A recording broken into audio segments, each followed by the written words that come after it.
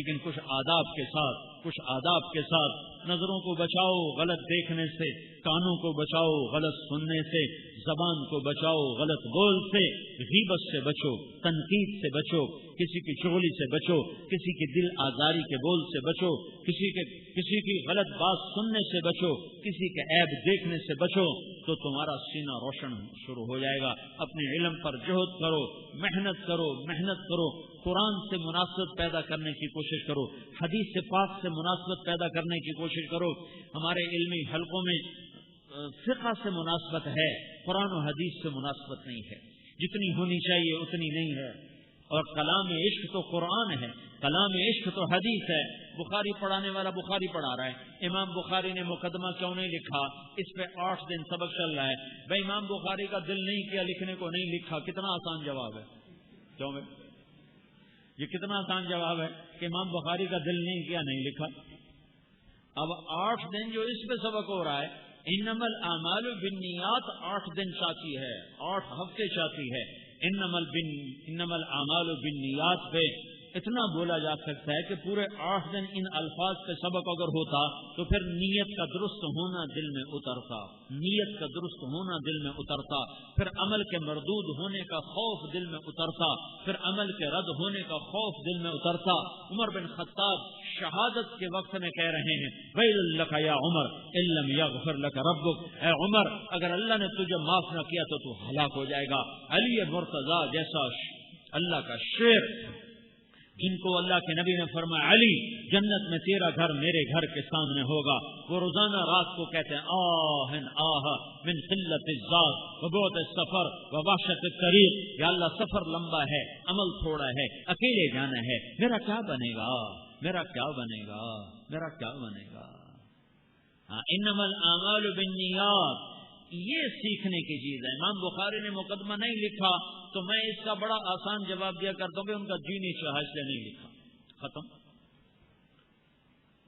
جو شارحین نے لکھا ہے وہ سارا بتانا بخاری کا حصہ ہے۔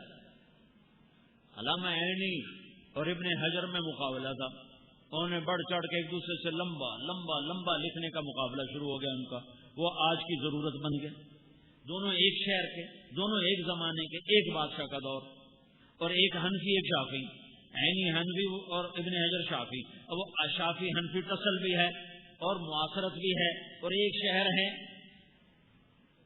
تو وہ اس سے بڑھ کر لکھنا چاہتے ہیں، وہ ان سے بڑھ کر لکھنا چاہتے ہیں۔ وہ لمبا ہوتے ہوتے ہوتے ہوتے وہ آج کی ضرورت بن گیا، حالانکہ وہ تو علمی چسکے ہیں، لطیفے ہیں، لطائف ہیں، جتنے بڑھاتے چلے جاؤ بخاری کی ضرورت کی وہ چیزیں نہیں ہیں۔ امام بخاری نے مقدمہ نہیں لکھا، اس کا کتاب بخاری سے تو کوئی تعلق نہیں، دل کیا ہوگا نہیں لکھا۔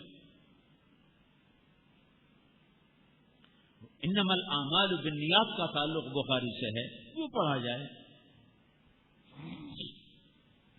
ان دونوں میں ٹسل چلتی تھی۔ بادشاہ کا قرب لینے کا بھی ہر ایک کا ہوتا ہے کہ میری وجاہت ہو، تو ایک مسجد کا افتتاح تھا، اس کا گر گیا مینار گر گیا، تو علامہ عینی کہنے لگے اس کے پتھر بڑے خراب تھے اس لیے گر گیا۔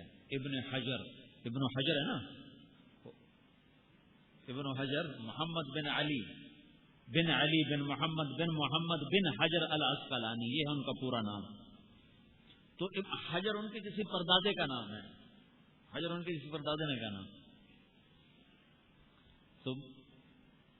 تو علامہ عینی کہنے لگے اس کے پتھر خراب تھے اس لیے گر گیا۔ فسدت الاحجار، تو ابن حجر نے فوراً بدلا لیا، ان کا نام ہے عینی، عین سے، عین نظر لگنا ہوتا نا، نظر لگنا سمجھ آگے نا، تاکہ تمہیں لطیفہ سمجھ میں آئے۔ تو ابن حجر نے فوراً فرمایا نہیں بادشاہ سلامت، اس کو کسی کی نظر لگ گئی ہے اس لیے گر گیا ہے۔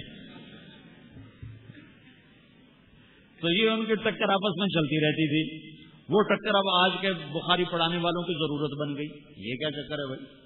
حدیث سے متاثر کرو اپنے دل کو، جو پیغام حدیث ہے اس سے اپنے دل کو متاثر کرو، تو تمہارے دل میں سوز و ساز پیدا ہوگا، سوز و گداز پیدا ہوگا۔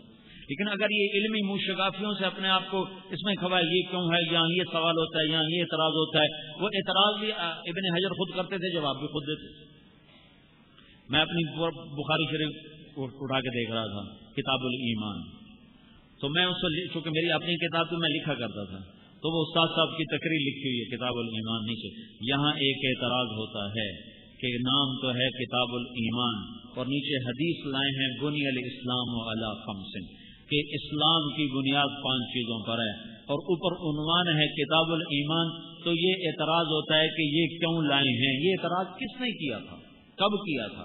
ابن حجر نے خود کیا، خود جواب دیا.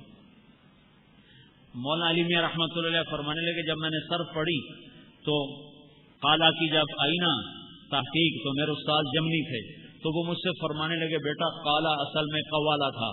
تو میں نے کہا استاد جی کس دور میں قوالا تھا؟ کہ یہ کس دور میں قوالا تھا؟ شروع سے عرب قالا کہتے چلے آ رہے ہیں، تو خود ہی اعتراض اٹھاتے ہیں، خود ہی جواب دیتے ہیں. یہاں پر ایک اعتراض ہوتا ہے تو وہ ایسی عادت بن جاتی طلبہ کی کہ وہ اشعاریوں میں بھی کمیاں تلاش کرنے کے عادی ہو جاتے. اچھی خاصی عبارت ہوتی کہتے ہیں ایک اعتراض ہے اس کا جواب ڈھونڈو. اس کو کیا کہتے ہیں؟ دخل مقدر. کیا کہتے ہیں؟ سوال مقدر، دفع اعتراض مقدر. میں تو اصطلاحی چیزیں بھول گیا ہوں نا. تو کچھ بھی نہیں، صاف ستھری عبارت ہے اور اس میں ڈھونڈو بھائی، تو اس کا نتیجہ کیا نکلتا ہے؟ اچھے خاصے نیک آدمی میں بھی عیب تلاش کر رہے ہوتے ہیں تاکہ کوئی دفع مقدر ہو، کوئی پتہ نہیں کیا مقدر ہو. طرز تعلیم پر بھی نظر ثانی کی ضرورت ہے کہ یہ فنی چیزیں کم کی جائیں اور نفس مضمون زیادہ خوبصورت کر کے مبرہن کیا جائے تو اس کا طباع پر زیادہ اثر ہوگا. تو میرے عزیزو چند باتیں آپ کی خدمت میں عرض کرنے کے لیے آیا تھا. کچھ کہہ دیں، کچھ باقی ہیں. جس سال کا شروع ہے نماز کا اہتمام رکھو. نماز پہلی صف میں پڑھنے کی کوشش کرو. تکبیر اولیٰ تمہاری فوت نہ ہو. میرے ایک ذمہ دار دوست سے فوت ہو گئے، اللہ ان کی بخشش کرے. وہ بڑے ذمہ دار تھے. تبلیغ میں لگنے کے بعد پرانی بات ہے، کہنے لگے میں جب سے تبلیغ میں لگا ہوں مجھے 18 سال ہو گئے، میری آج تک تکبیر اولیٰ فوت نہیں ہوئی. ذمہ دار تمہاری طرح طالب علم نہیں، مدرس نہیں کہ جو 4 دیواری کے اندر رہ کر کبھی 2 رکعت جا رہی ہیں، کبھی 3 جا رہی ہیں، کبھی 4 جا رہی ہیں، اور تکبیر اولیٰ کا تو قصہ ہی کوئی نہیں. تکبیر اولیٰ کے پکڑنے کا شوق بھی کوئی نہیں کہ میری تکبیر اولیٰ نہ جائے. تو تم نمازیں ایسی پڑھو کہ تمہاری تکبیر اولیٰ کا تمہارے اندر ذوق پیدا ہو رہا ہو اور انتظار کر کے تمہیں نماز پڑھنے کی عادت ہو اور خشوع سے نماز پڑھنے کی تمہیں عادت ہو. تہجد میں رات کو نہیں اٹھ سکتے ہو تو سونے سے پہلے کچھ نفل پڑھ کے سو جاؤ تاکہ تم تہجد گزاروں میں تمہارا نام آ جائے اور تہجد پڑھنے والوں میں تمہارا اللہ تبارک و تعالیٰ اپنے فضل سے نام لکھ دے کہ عشاء کی نماز کے بعد جو بھی نفل پڑھ جاتے ہیں وہ تہجد میں شمار ہو جاتے ہیں.